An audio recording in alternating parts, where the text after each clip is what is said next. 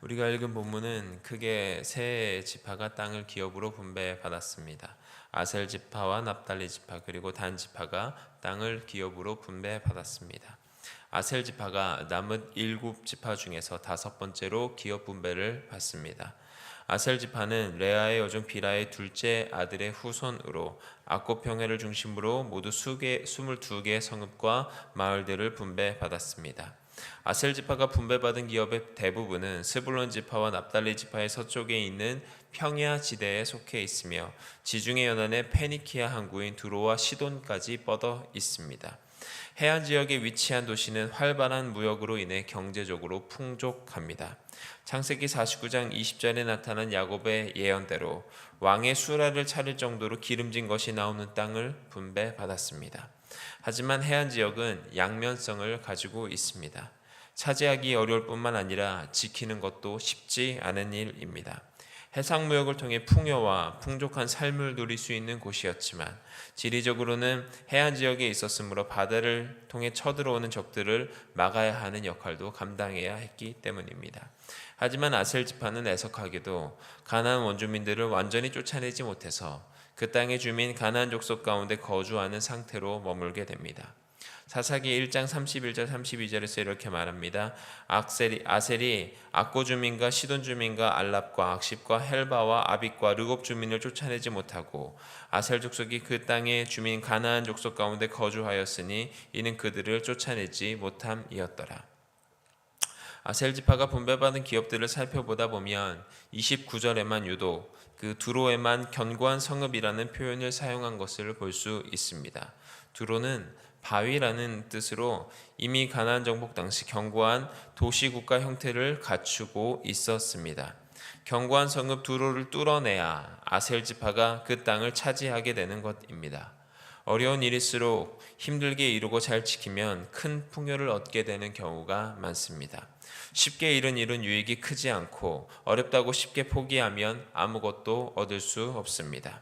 우리의 삶도 비슷합니다.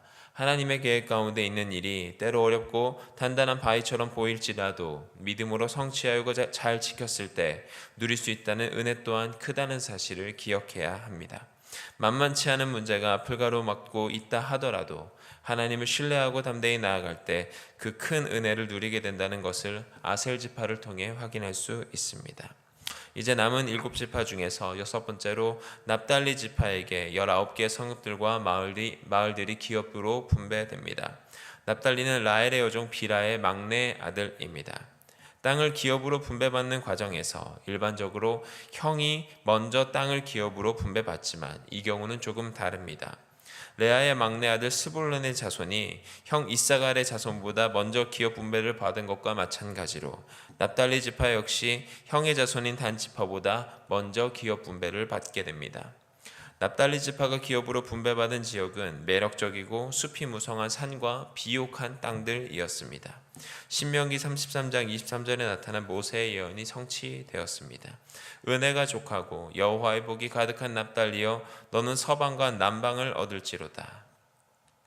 그 지역의 성읍들에 대해서 견고하다라는 수식어가 참 많이 붙어 있습니다. 견고하다라는 이 히브리어의 의미는 무장하다라는 의미를 내포하고 있습니다. 즉 싸움이 많은 지역이어서 항상 무장을 해야 할 뿐만 아니라 쉽게 얻을 수 있는 지역도 아닌 것이었습니다. 갈릴리를 포함한 이 지역은 비옥한 땅일 뿐만 아니라 주요 도로가 교차하는 곳이었기에 여러 지역으로 왕래하기가 용이했고 후에 신약시대 예수님의 주요 활동 무대가 되는 곳이기도 합니다.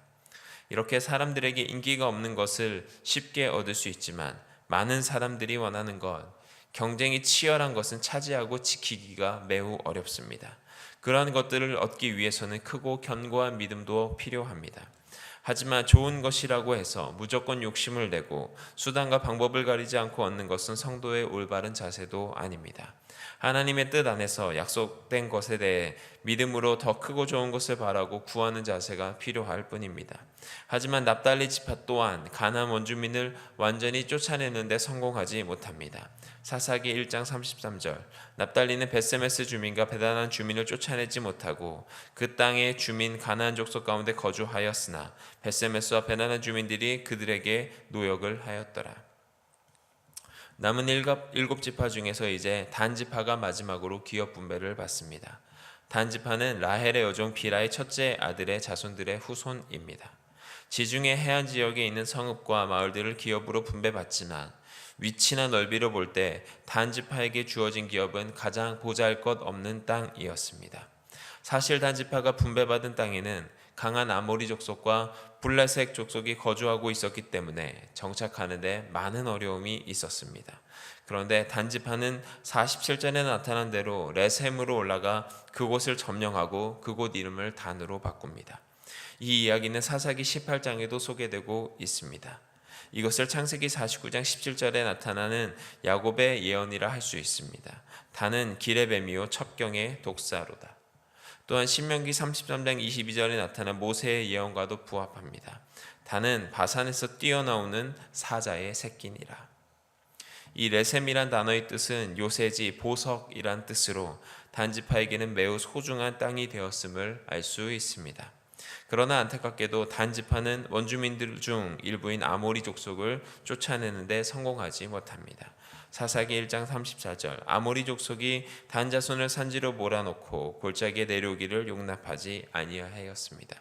하지만 후에 요셉 지파가 강성해지면서 아모리 족속을 강제 노역에 동원하는 데 성공하게 됩니다. 사실 레셈을 점령한 단지파는 자신들이 받은 그 본래 기업에서 상당히 멀리 떨어져 있는 곳이었습니다. 그곳을 차지함으로써 단지파의 기업이 더욱더 확장되었던 것입니다. 그러므로 이스라엘 자손은 기업으로 분배받은 땅 외에 다른 땅도 싸워서 차지할 수 있었습니다. 주어진 것이 작고 좋지 않다고 불평하지 않고 믿음으로 더 큰 땅을 바라본 단지파에게 지경을 확장시켜 주셨습니다.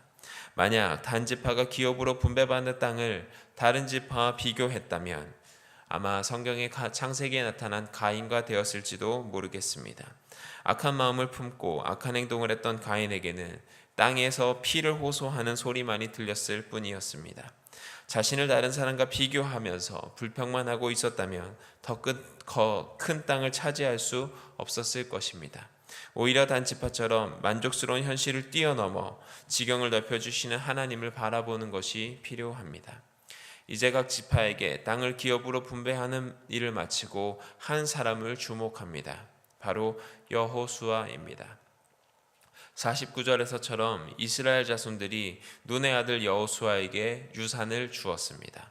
모세 오경에는 나타나 있지 않지만 50절에 여호수아가 요구한 성인 딥나세라를 주었다는 표현으로 미루어 보아 갈렙의 경우처럼 가데스 바네아에서의 정탐 보고한 대가로 하나님께 기업을 받을 것을 약속받은 것 같습니다.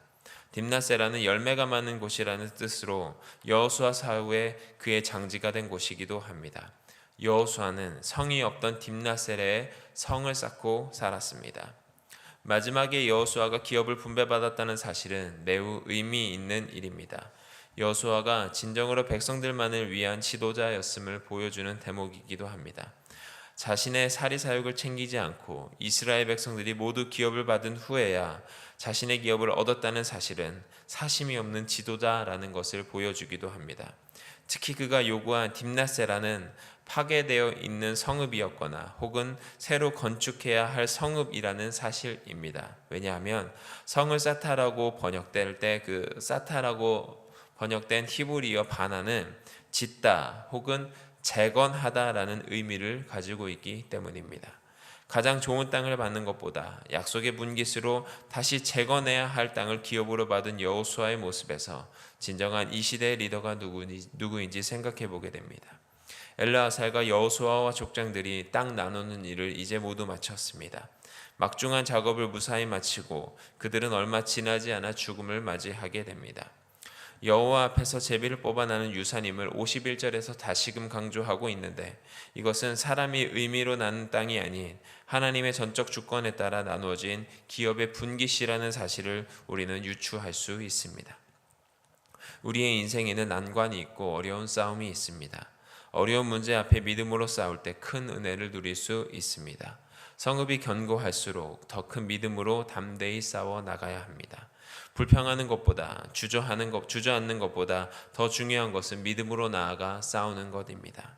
여호수아는 참으로 멋진 지도자였습니다.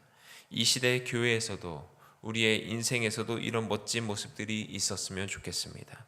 남들에게 좋은 거 다 주고도 기쁜 인생, 배워서 남주고 벌어서 남주고 가진 것 베풀 수 있는 인생, 재건이 필요한 땅이라 할지라도 성읍이라 할지라도 하나님의 절대 주권을 믿고 언약의 말씀을 가지고 사는 인생, 여호수아와 이스라엘 백성들처럼 여호와의 명령대로 사는 저와 여러분들의 인생이 되시기를 주님의 이름으로 축원드립니다. 기도드리시겠습니다.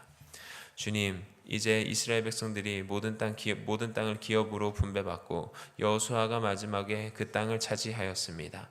주님, 약속의 분깃을 얻었던 여호수아처럼 재건이 필요한다 할지라도 주님께서 주신 사명에 먼저 목숨 걸고 나아가는 여호수아의 모습에서 우리의 인생의 배울 점을 발견하고 우리들도 그러한 인생을 살기 원하오니 주님의 사명에만 먼저 움직이고 분깃은 나중에 받더라도 주님 먼저 바라볼 수 있는 우리의 신앙인들의 모습이 될 수 있도록 인도하여 주옵소서. 예수 그리스도의 이름으로 기도드립니다. 아멘.